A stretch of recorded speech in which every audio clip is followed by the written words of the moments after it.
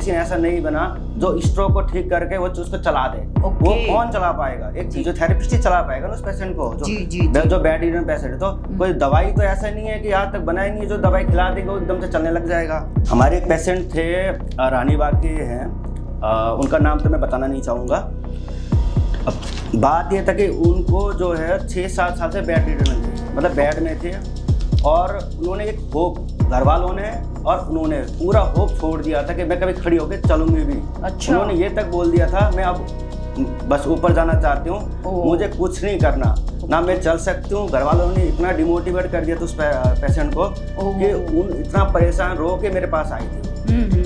उसके बाद मैंने धीरे धीरे करके पहले काउंसलिंग करा, उनको पहले जो रो रही थी उनको समझाया, फिर उसके बाद धीरे धीरे करके जैसे काउंसलिंग थोड़ा आगे बढ़ता गया, फिर उसके बाद मैंने उनको अच्छे समझा के फिर एक्सरसाइज शुरू करा। धीरे धीरे करके वो बैलेंस करके आज वो चल पा रही है। जी। तो इसलिए फिजियोथेरेपिस्ट के ऊपर भी भरोसा करिए, अपना टाइम दे दीजिए, और यही मैं काउंसलिंग करता हूँ हर पेरेंट्स को, और यही समझाता हूँ सबको। जी नमस्कार, मैं doctor Sunita Atre, founder and curator of healing touch foundation.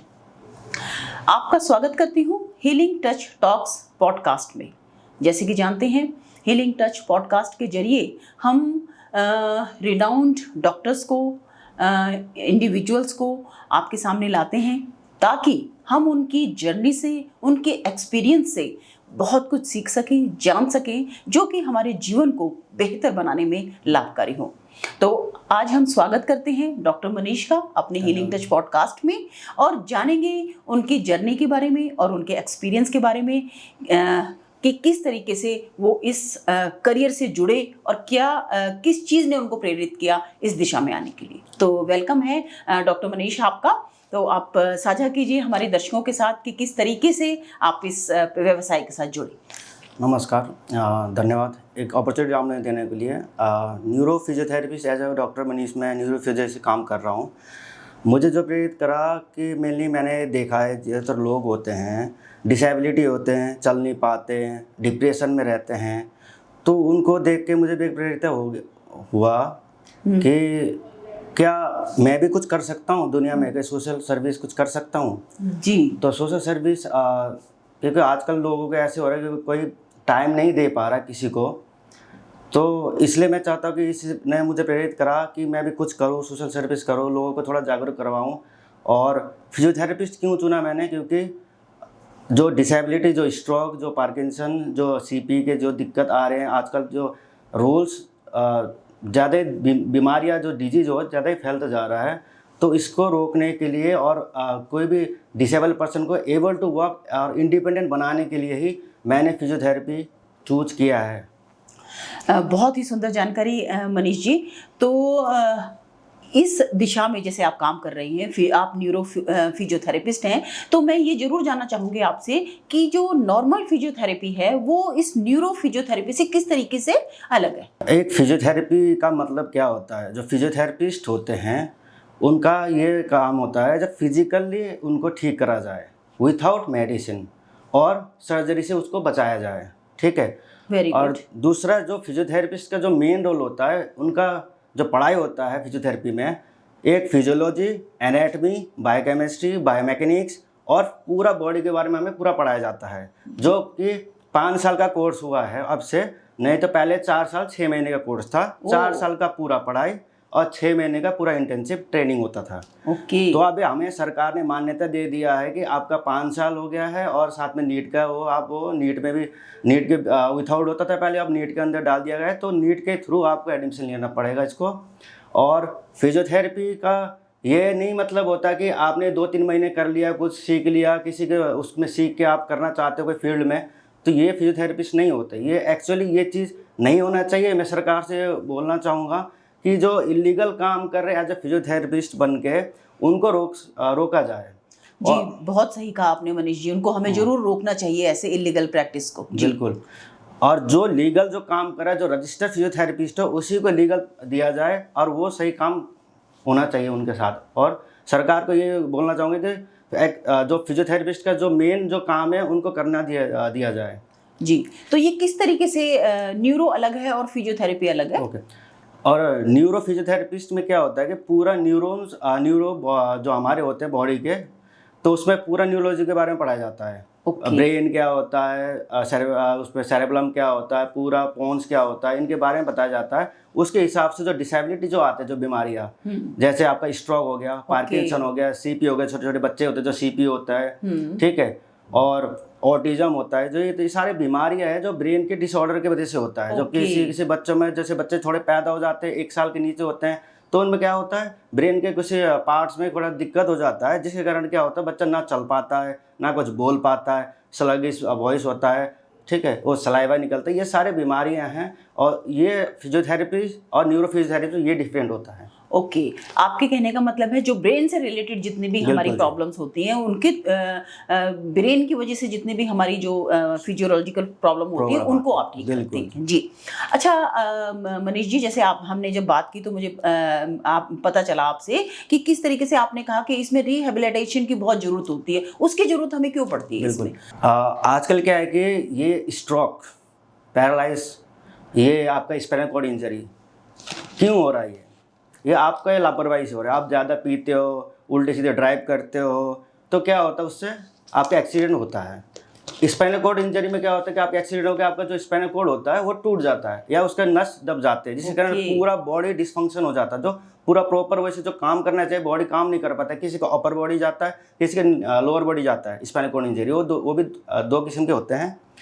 और दूसरा, जैसे कि रिहैबिलिटेशन में क्या होता है कि उनको प्रॉपर गाइडेंस के साथ उनको खाना, रहना, उनको पूरा एक्सरसाइज कैसे करवाना है, क्या बॉल कैसे यूज करना है, डेली एक्टिविटीज, एडीएल एक्टिविटीज होते हैं हमारे, जो डे टू डे रूटीन में कैसे कैसे एक्सरसाइज करना। अगर आप ठीक भी हो जाते हैं, घर जाके आपको कैसे कैसे काम करना है, कैसे खाना है, कैसे बैठना है, सारा चीज़ उनको प्रैक्टिस करा जाता है। बिल्कुल पूरा ट्रेनिंग दिया जाता है, और पूरा उनको 24 आवर गाइडेंस में रखा जाता है।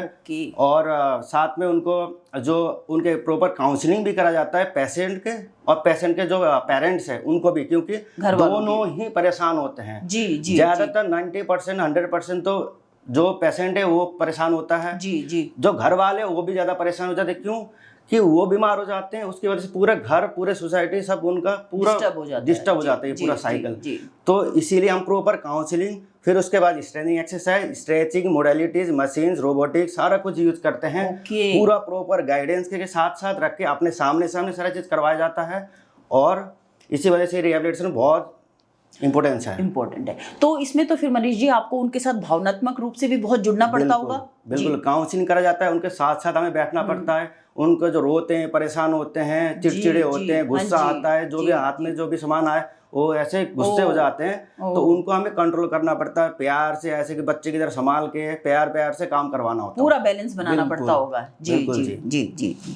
अब मैं मनीष जी, बहुत सुंदर जानकारियां आप दे रही हैं। मैं ये जरूर जानना चाहूंगी कि कोई ऐसा मोड़ आपके जीवन में आया हो, कोई ऐसा मरीज, ऐसा कोई पेशेंट जिसकी ट्रीटमेंट ने या जिसने आपके जीवन को एक नया मोड़ दिया हो, जिसने आपके इस करियर को नया मोड़ दिया हो, मैं जरूर जानना चाहूँगी। बिल्कुल जी। हमारे एक पेशेंट थे, रानीबाग के हैं, उनका नाम तो मैं बताना नहीं चाहूँगा। बात यह था कि उनको जो है 6-7 साल से बेड रिडन थी, मतलब बेड में थे, और उन्होंने एक होप, घर वालों ने और उन्होंने पूरा होप छोड़ दिया था कि मैं कभी खड़ी होकर चलूंगी भी। अच्छा। उन्होंने ये तक बोल दिया था, मैं अब बस ऊपर जाना चाहती हूँ, मुझे कुछ नहीं करना, ना मैं चल सकती हूँ। घर वालों ने इतना डिमोटिवेट कर दिया था उस पेशेंट को कि उन इतना परेशान रो के मेरे पास आई थी वो। उसके बाद मैंने धीरे धीरे करके पहले काउंसलिंग करा, उनको पहले जो रो रहे थे उनको समझाया। फिर उसके बाद धीरे धीरे करके जैसे काउंसलिंग थोड़ा आगे बढ़ता गया, फिर उसके बाद मैंने उनको अच्छे समझा के फिर एक्सरसाइज शुरू करा। धीरे धीरे करके वो बैलेंस करके आज वो चल पा रही हैं। और उसने मुझे प्रेरित कर दिया, क्यों, आपको जो होप होता है ना वो मत तोड़िए। जी।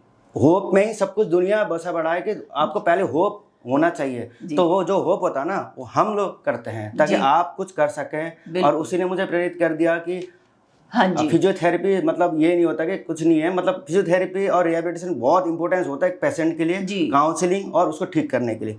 सो मैं समझता हूँ ये मुझे इसी ने प्रेरित कर दिया। और जब एक डॉक्टर इस तरीके से बोलता है तो ये बहुत बड़ी बात हो जाती है पेशेंट बिल्कुल के जी। लिए। जी जी। अब जब हम फिजियोथेरेपी के सेंटर जाते हैं या हम किसी पेशेंट को देखते हैं मनीष जी, तो हमने देखा है कि लोगों के ना दिमाग में बहुत सारी भ्रांतियां हैं इनको लेकर कि गलत भी है। हाँ जी, कि फिजियोथेरेपी में से नुकसान भी हो जाते हैं या कई बार जो है उसके हमें लाभ नहीं मिलते हैं, तो इसका कोई फायदा नहीं होता, जब तक करवाते हैं तब तक लाभ मिलता है। तो इन भ्रांतियों को आप कैसे तोड़ना चाहेंगे? एक्चुअली फिजियोथेरेपी और ये थेरेपी जो सेशन होते हैं ये स्लो एंड स्टेडी वर्क करता है। ओके। आप अब मेडिसिन लेते हो, मेडिसिन 24 आवर काम करता है, उसके बाद अगले दिन क्या होता है आपका फिर दोबारा पेन शुरू हो जाता है। जी। पर जो फिजियोथेरेपी है विथआउट मेडिसिन हमें ठीक करना होता है उस पेशेंट को। ओके। तो उसमें ना टाइम लगता है, आपको भरोसा करना है, हमें डॉक्टर फिजियोथेरेपिस्ट जितने भी हैं उनको भरोसा करना है, उनको टाइम देना है, आप बिल्कुल 100% ठीक हो जाओगे। ये जो है टाइम लेता है इसमें। और दूसरा मिथ ये है कि लोगों को ये लगता है कि फिजियोथेरेपिस्ट मतलब क्या मसाजर है, पहलवान है, ये तक क्या हो कि लोकल लैंग्वेज जैसे गाँव में अभी तक पता नहीं है इन चीज़ों के। तो मैं पूरा सोशल अवेयरनेस देना चाहूँगा सबको कि हर गांव में हर लोगों को ये पता होना चाहिए फिजियोथेरेपिस्ट क्या होते हैं, कैसे डॉक्टर होते हैं, कैसे इलाज कर दिया जाता है। और वो क्या मसाजर या कुछ ऐसा कुछ नहीं होते, वो पढ़े लिखे जब इनका हेल्थ केयर प्रोफेशन होते हैं। तो मैं ये कहना चाहूँगा कि ये जो गलत मिथ है आपका ये दूर ऐसे करना चाहूँगा मैं जी। तो बिल्कुल इसमें मैं अपने दर्शकों को बताना चाहूँगी कि इसमें बिल्कुल डरने की बात नहीं होती। जैसे डॉक्टर 5 साल की पढ़ाई करते हैं ऐसे ही फिजियोथेरेपिस्ट भी 5 साल की पढ़ाई करते हैं, इन्हें भी वही पूरी बायोलॉजी, एनाटमी सभी चीज़ें पढ़ते हैं, तभी वो जाकर एक फिजियोथेरेपिस्ट बनते हैं। तो मनीष जी, हम चाहेंगे कि दर्शक जरूर एक ट्रेंड, एक जो है सर्टिफाइड फिजियोथेरेपिस्ट के पास जाए, ना कि जो ये छोटे छोटे गली में बैठे रहते हैं उनके पास जाए। तो सबसे पहले तो दर्शकों को यही ध्यान रखना चाहिए।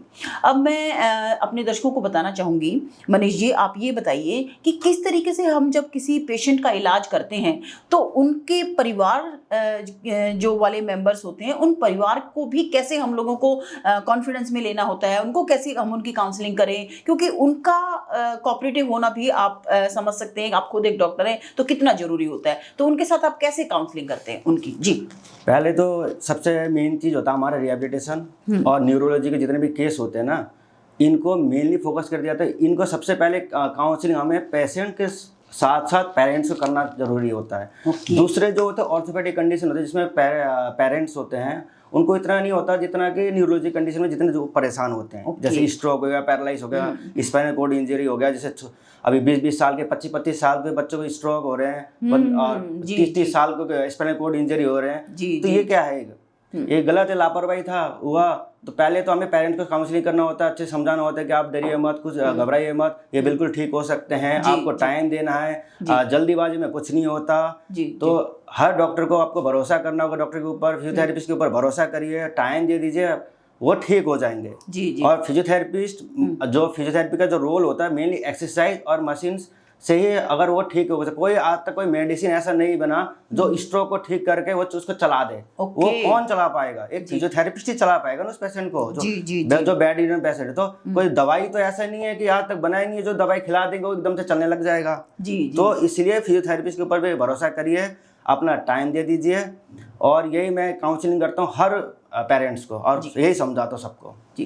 तो डॉक्टर मनीष आप ये बताइए कि जैसे आप ब्रेन की बात कर रहे हैं कि अगर ब्रेन में कोई प्रॉब्लम हो तो इस तरह की समस्याएं होती हैं, तो मैं चाहूंगी कि आप हमारे दर्शकों को जरूर ऐसी कोई जानकारी दें कि हम अपने ब्रेन को स्वस्थ रखने के लिए, क्योंकि देखो हम हमेशा अपने बॉडी को स्वस्थ रखने के लिए बात करते हैं, अपनी फिजिकल हेल्थ की बात करते हैं, लेकिन हम अपनी न्यूरो हेल्थ की, अपनी ब्रेन हेल्थ की तो कभी बात ही नहीं करते हैं। तो इसके लिए आप क्या बताना चाहेंगे कि किस तरीके से हमारे दर्शक अपनी ब्रेन हेल्थ को अच्छा रख सकते हैं? जो ब्रेन होता है हमारा सबसे मेन पार्ट होता है। ब्रेन के साथ जो होता है स्पाइनल कोड लगा होता है, अटैच होता है, ठीक है। तो जो स्पाइनल कोड और जो लंबर जितने भी बोन्स होते हैं, हमारे 33 पेयर्स ऑफ बोन्स होते हैं हमारे शरीर की हड्डी में। तो आपको पहले ये ज्ञान होना चाहिए। साथ साथ हमारा एक नर्व निकलता है, ठीक है, स्पाइनल नर्व बोला जाता है, जो पूरे बॉडी को कंट्रोल करता है। ब्रेन के साथ साथ नीचे पूरा अपर लोअर बॉडी दोनों को कंट्रोल करा जाता है वो नसों के थ्रू। तो अब जिस तरीके से भगवान ने बनाया शरीर, आपको उस तरीके से आपको सोचना चाहिए। अब मेंटल क्या होता है? दिमाग में क्या होता है? कोई फिजिकली होता है इलनेस, कोई साइकोलॉजिकल इलनेस होता है। तो मेंटल हेल्थ के लिए पहले अपने आप को, दिमाग को ठंडा रखिए, अपना Okay. काम करिए, हेल्दी डाइट ले लीजिए, पानी ज़्यादा से ज़्यादा पानी पीना पड़ता है इसमें Okay. अपने, और आप उल्टे सीधे खाने चीज़ में ध्यान मत दीजिए, Okay. जो हमारे मेंटल हेल्थ को पहले इफेक्ट करता है। और आपको जो है ज़्यादातर ये जो जूस मार्केट में जो बनता है वो उसको मत पीजिए, पैकेज्ड फूड नहीं पीना चाहिए। ओके जी। और आपको रियल जो अपना जो फ्रूट्स होता है उसी से आप पी लीजिए जी। बस। तो कहने ये का है मतलब कि है कि डाइट भी इसमें बहुत बड़ा रोल प्ले करती बिल्कुल है। डाइट जी, ही जी, मेन चीज़ है। ओके जी, हाँ बिल्कुल ठीक कहा आपने मनीष जी। जैसा अन्न वैसा मन, वैसा तन। तो मन, हम यहाँ पर अपने दिमाग की ही बारे में बात कर रहे हैं कि जैसा हम भोजन लेंगे वैसा ही हमारा जो हमारी दिमाग है उसकी भी जो सेल्स हैं वो उसी तरीके की बने। ये तो शास्त्र हमने जो शास्त्रों उसमें भी लिखा हुआ है, जैसे हमने गीता में पढ़ोगा, उसमें भगवत गीता में भी लिखा हुआ है, जैसा खाओगे आप वैसा आपका मन होगा, वैसे आप जो रिएक्शन होगा। बिल्कुल आपने ठीक कहा मनीष जी। अच्छा ये बताइए, क्या कुछ ऐसी एक्सरसाइज भी होती हैं जिनको अगर हम घर में करें, छोटी छोटी एक्सरसाइज, तो उनसे हम अपने आप को फिजिकली स्ट्रांग बना सकते हैं या मेंटली स्ट्रांग बना सकते हैं? तो ऐसी कुछ एक्सरसाइज हैं जो आप साझा करना चाहेंगे हमारे दर्शकों के साथ? बिल्कुल जी।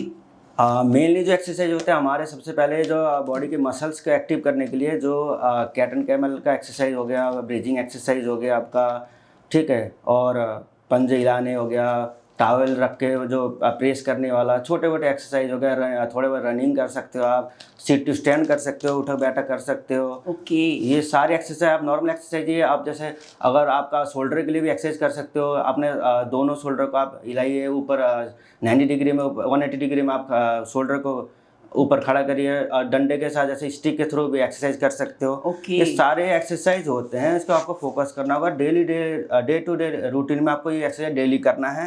एक दिन करने से ठीक नहीं होता, डेली करोगे तभी रेगुलर प्रैक्टिस बनानी पड़ती है। जी बिल्कुल ठीक कहा आपने। जी जी। आपको मनीष जी अपनी इस न्यूरो फिजियोथेरेपिस्ट का सबसे महत्वपूर्ण हिस्सा क्या लगता है? कौन सी ऐसी चीज़ है जो आपको एक बहुत अधिक संतोष दिलाती है कि भाई ये न्यूरो फिजियोथेरेपी इस तरीके से बहुत अच्छी है? जी।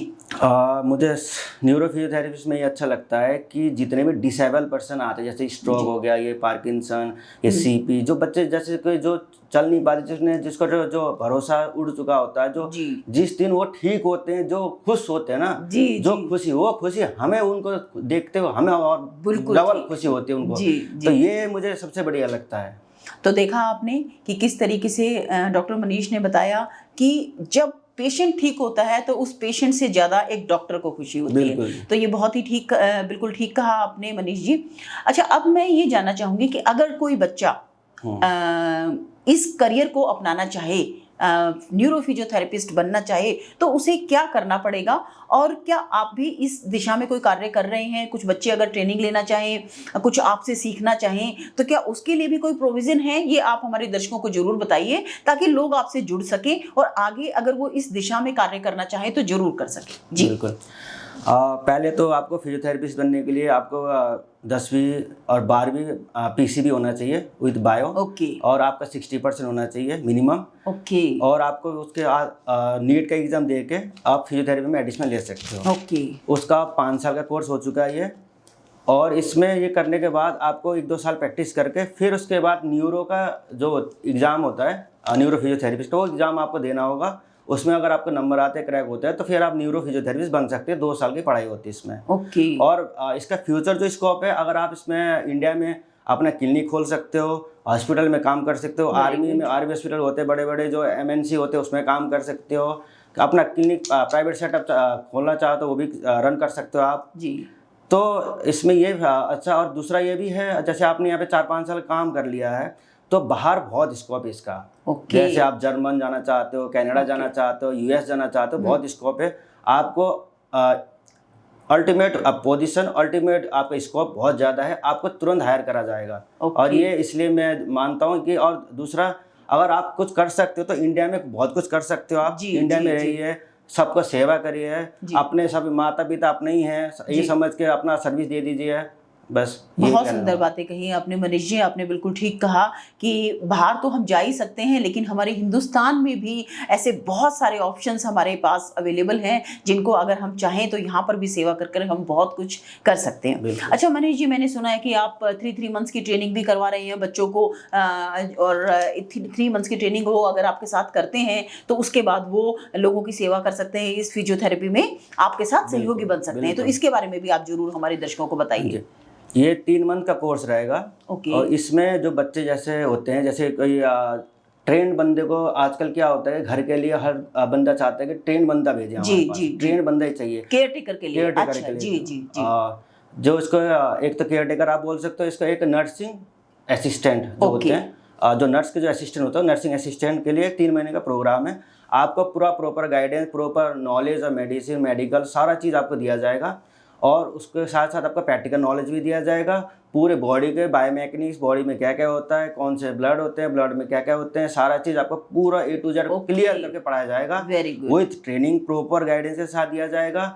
उसके बाद आपको जॉब के लिए भी हम जॉब भी प्रोवाइड कर देंगे उन बच्चों के लिए जो बच्चे जैसे कि गरीब है, कुछ कर नहीं पा रहे और अपना होप तोड़ चुके हैं, उनके लिए भी प्रॉपर हम उनको पढ़ा के गाइडेंस के साथ साथ उनको नौकरी भी दिया जाएगा। ओके, तो पूरी प्रैक्टिकल आप ट्रेनिंग आप उनको देंगे, ट्रेनिंग और किस तरीके से सारी आपकी मशीनें चलानी है, किस तरीके से इंजेक्शन देने हैं, तो ये सारी ट्रेनिंग आप बेड केयर की, पेशेंट की केयर की सभी ट्रेनिंग उसमें आप 3 मंथ्स में देंगे जी। अगर सपोज करो कोई बच्चा 3 मंथ्स में ट्रेन नहीं होता है, उसके बाद आप उसको आगे असिस्टेंस देते हैं कि नहीं देते हैं? अगर वो 3 महीने में ट्रेनिंग नहीं होता तो अगर उसको लगता है कि मैं और क्लास ले सकता हूँ और ट्रेन होना चाहता हूँ, तो हाँ उनको प्रॉपर दिया जाएगा, फिर क्लास दिया जाएगा, बता दिया जाएगा उसके बारे में। फिर पूरा आईसीयू मॉनिटरिंग क्या होता है, आईसीयू का बेड शिफ्ट कैसे करना है, बेड ट्रांसफ़र कैसे करना है, पेशेंट कैसे ट्रांसफ़र करना है, बेड कैसे मेकिंग करना है, ग्रूमिंग कैसे करना है, सारा चीज़ आपको पोजीशन कैसे होनी चाहिए, पोजीशन क्या करना चाहिए, कितने घंटे में पोजीशन चेंज करना चाहिए, वो सारा चीज़ बताया जाएगा। ओके जी, बहुत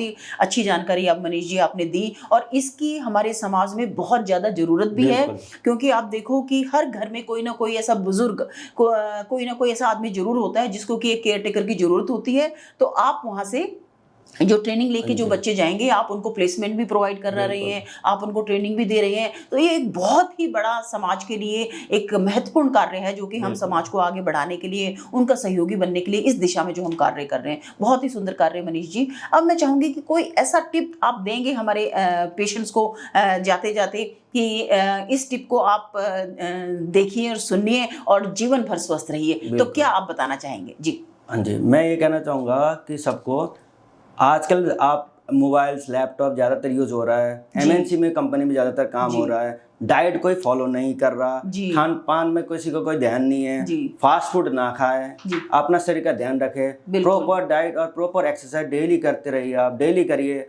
अब जब आप स्वस्थ रहेंगे, आपको पता है हेल्थ इज वेल्थ। अगर आपके पास हेल्थ ही नहीं रहेगा तो वेल्थ का क्या करोगे आप? जी जी, तो मेरा यही है। बिल्कुल, बहुत ही सुंदर मनीष जी, बहुत ही सुंदर जानकारी आपकी। तो देखा आपने, आज हमारे साथ डॉक्टर मनीष जुड़े हैं, किस तरीके से वो समाज को आगे बढ़ाने में सहयोग दे रहे हैं, किस तरीके से वो पेशेंट केयर कर रहे हैं, उनको ना केवल पेन से वो राहत दिला रहे हैं, बल्कि उनको अपने पैरों पर खड़ा होने में भी कितनी मदद कर रहे हैं। और आज उनकी जो महत्वपूर्ण जानकारियाँ हमें मिली, उनसे हम अपने आप को किस तरीके से स्वस्थ रख सकते हैं, किस तरीके से हम उनकी ट्रेनिंग्स का लाभ उठा सकते हैं, तो मैं धन्यवाद करना चाहूँगी हीलिंग टच टॉक्स की तरफ से। धन्यवाद मनीष जी हमारे पॉडकास्ट से जुड़ने के लिए, और इसी तरीके से आप हीलिंग टच से जुड़े रहिए और अपनी जानकारियां, अपना सहयोग हमें देते रहिए। सो धन्यवाद, थैंक यू सो मच।